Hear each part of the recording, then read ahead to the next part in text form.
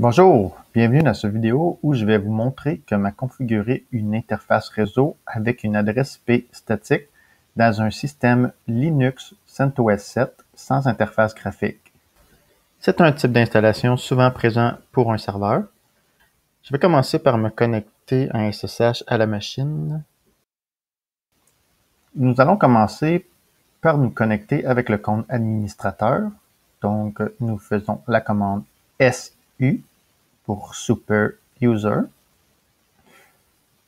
Nous entrons le mot de passe. Nous devons aller dans le répertoire qui contient les fichiers de configuration des interfaces réseau. Nous allons utiliser la commande CD pour changer de répertoire, suivi du chemin du dossier où nous voulons aller. Donc, entrez la commande suivante.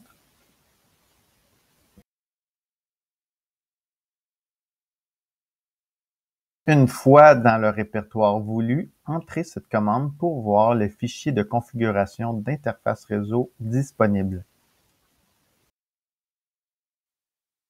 Pour plus d'informations, la commande ls permet de lister les fichiers et les répertoires. L'argument L, donc le -L dans cette commande, permet d'afficher plus de détails. Et le ifcfg -étoile veut dire tous les fichiers débutant par ifcfg-. Donc cette commande affiche tous les fichiers du répertoire courant débutant par ifcfg-.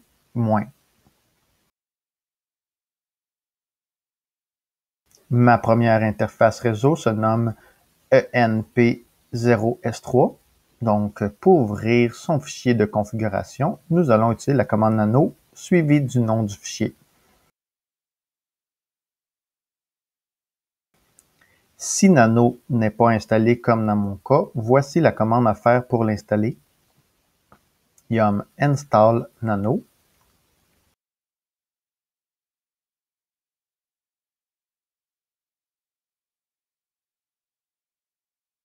Ensuite, nous ouvrons le fichier.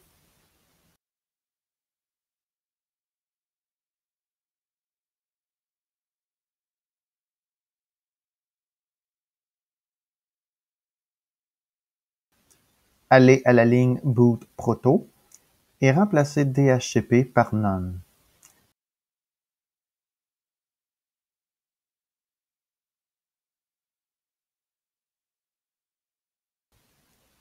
À la fin du fichier, ajoutez les lignes suivantes selon vos paramètres. Pour plus d'informations, IP-addr est l'adresse IP de votre machine. Netmask est le masque réseau de votre réseau. Gateway est la passerelle par défaut de votre réseau. DNS1 est le serveur DNS primaire. DNS2 est le serveur DNS secondaire. Si jamais vous n'êtes pas certain des informations à entrer, je vous conseille de consulter votre administrateur réseau. Il est également très important de ne pas utiliser une adresse IP déjà utilisée dans votre réseau pour éviter un conflit d'adresse IP. Ensuite, une fois terminée la configuration, pour enregistrer le fichier dans Nano, vous faites CTRL-O et pour quitter Nano, vous faites CTRL-X. Nous sommes maintenant rendus à démarrer les interfaces réseau pour appliquer le changement que nous venons de faire.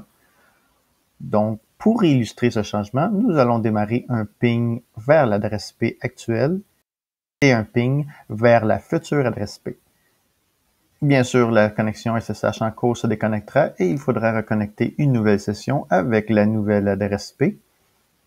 Petite mise en garde, il faut faire très attention avant de redémarrer les interfaces réseau, car si vous avez fait une erreur dans le fichier de config, les interfaces ne vont pas redémarrer. Il faudra donc aller directement sur le serveur pour corriger les fichiers de config. Ceci est très important si jamais vous faites la configuration sur un système critique et à distance. Donc, pour terminer, voici la commande à utiliser pour redémarrer tous les interfaces.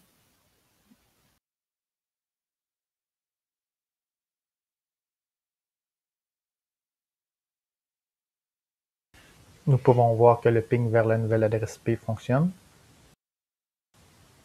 Nous allons nous reconnecter en SSH à la nouvelle adresse IP.